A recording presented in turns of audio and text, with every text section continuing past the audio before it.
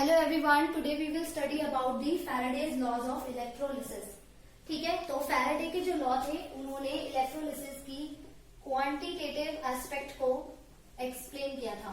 Quantitative aspect का मतलब ये है कि किसी भी इलेक्ट्रोड पे during the process of electrolysis कितने अमाउंट में कोई सब्सटेंस लिबरेट हुआ है या फिर डिपॉजिट हुआ है, तो उसका क्या मेजर है वो आपके माइकल फैराडे ने बताया था। प्लस इन्होंने ये चीज भी बताई थी कि इलेक्ट्रोलिसिस के प्रोसेस को कराने के लिए हमें कितनी क्वांटिटी ऑफ इलेक्ट्रिसिटी की रिक्वायरमेंट होगी। So he provided the relationship between the amount of the substances liberated at the electrode and the amount of current passed.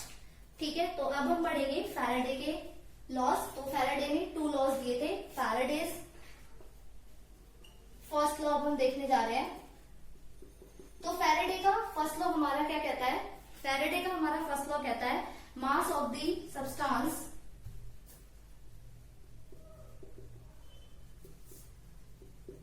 Deposited और liberated at any electrode is directly proportional to the quantity of electricity passed through the electrolyte। ठीक है, तो Faraday के first law ने कहा था कि कितना अमाउंट में आपका जो सब्सटेंस है वो किसी इलेक्ट्रोड पे लिबरेट हुआ है या डिपॉजिट हुआ है, वो डायरेक्टली प्रोपोर्शनल होता है आपने इलेक्ट्रोलाइट में कितने अमाउंट में इलेक्ट्रिसिटी को क्या किया है, पास किया है। ठीक है, यानी कि हम इस मास को रिप्रेजेंट करा रहे हैं W से। W is directly proportional to this Q, है ना। और जब हम इस प्रोपोर्शनैलिटी को रिमूव करते हैं we get a constant of proportionality that is known as Z into में Q। हमें पता है कि हमारा जो Q होता है वो किसके बराबर होता है, I इंटू T के। तो हमारे पास रिलेशन आ गया ZIT।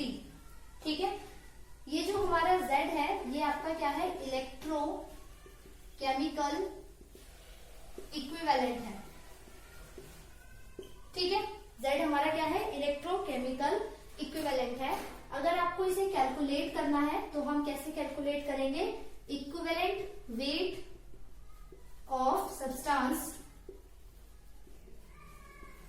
Divided by 96500।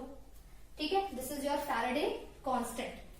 ठीक है, ये कैसे आया ये मैंने आपको प्रीवियस वीडियो में बताया था, मैं अभी दोबारा से भी बता दूंगी आपको।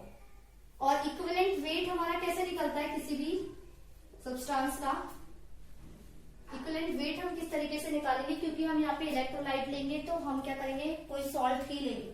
तो इक्विवेलेंट वेट हमारा कैसे निकलेगा, एटॉमिक वेट ले लो, इनफैक्ट मोलर मास ले लेते हैं, मोलर मास ले लो या फिर क्या ले लो, एटॉमिक वेट ले लो किसी भी सब्सटेंस का। ठीक है, कोई भी आपने सब्सटेंस लिया है, अपॉन में क्या ले लो, टोटल चार्ज। क्या लेना है आपको इसके अंदर, टोटल चार्ज।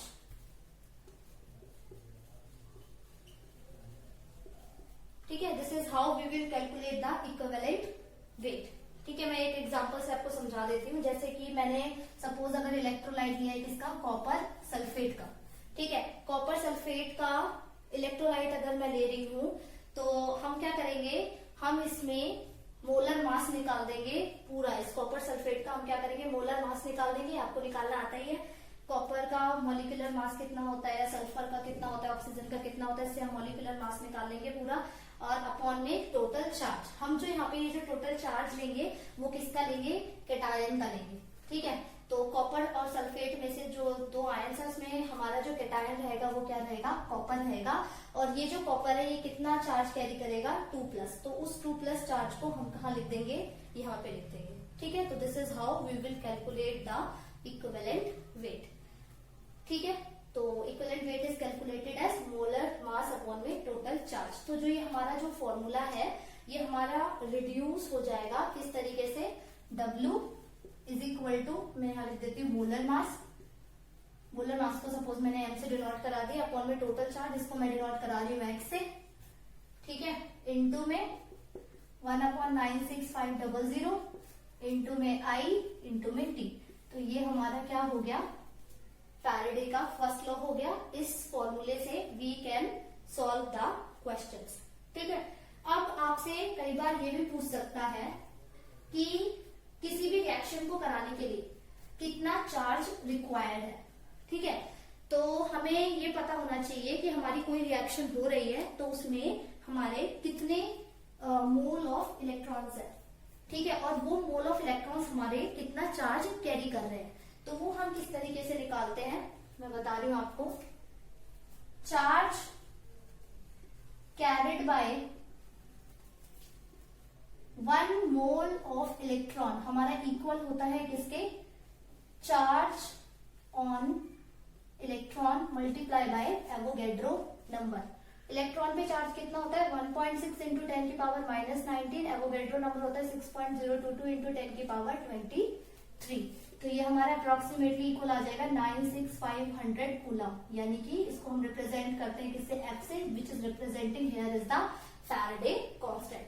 यानी कि एक मोल ऑफ इलेक्ट्रॉन हमारा 1 फैराडे और यू कैन से 96500 coulomb of the charge carry कर रहा है।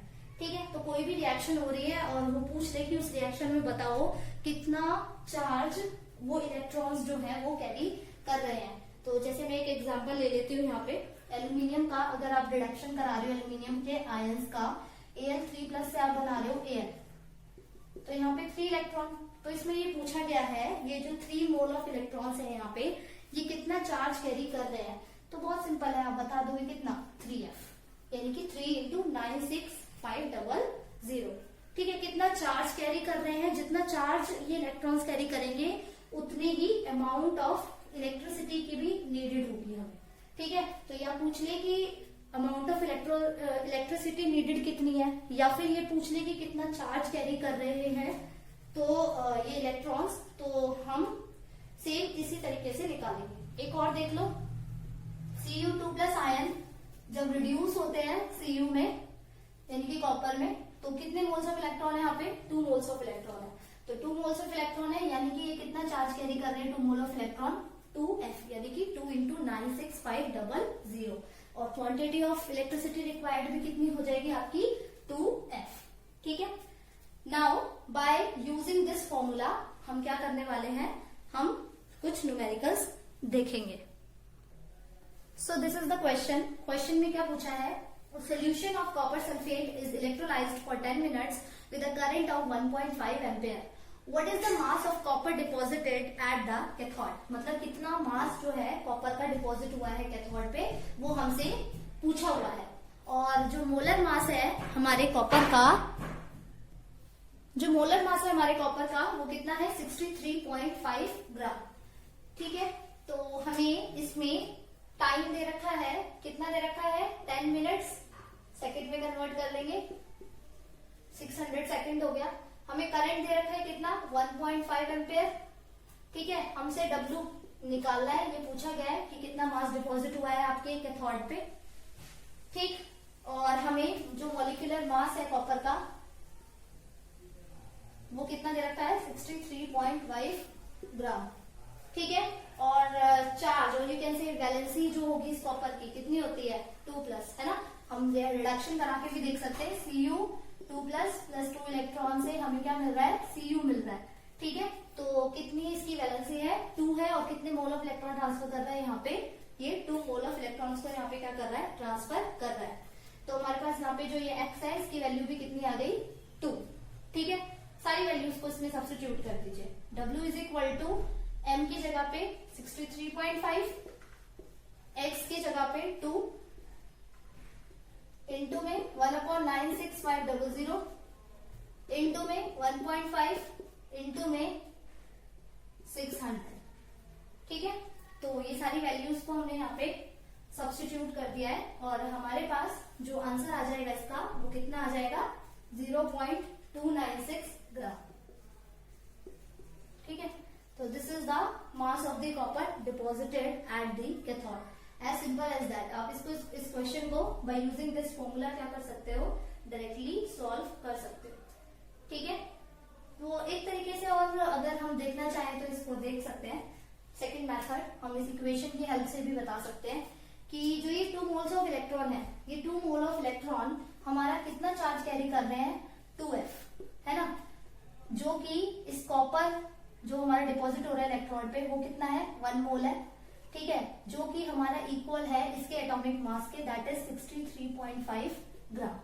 यानी कि जो 2f है हमारा वो इतने ग्राम ऑफ कॉपर को, इतने मोल, इतने ग्राम जो हमारा कॉपर है उसके बारे में बता रहा है, ठीक है। तो अब ये मतलब हमारा इतना चार्ज है ये, तो एक कूलम में कितना चार्ज हो जाएगा, 63.5 अपॉन में 2f, ठीक है। अब हमें Q निकालना है, तो Q हमारा कैसे निकलेगा, I इंटू टी, तो I कितना है हमारे पास 1.5 और टाइम कितना है हमारे पास 600, तो ये हमारे पास जब आप इसे मल्टीप्लाई करोगे तो ये आ जाएगा 900 कूलम। तो 1 कूलम में इतना 1 कूलम में इतना मास डिपॉजिट हो रहा है, तो 900 कूलम चार्ज जब दिया जाएगा तो कितना मास डिपॉजिट होगा, into 900। Again if you see you are getting the same result, F की जगह 96500 अगर पुट कर देंगे आपके पास सेम रिजल्ट आ जाएगा, ठीक है। तो यही आएगा 0.296 ग्राम। तो आपको जैसे भी पैटर्न लगे आप कर सकते हो, ठीक है।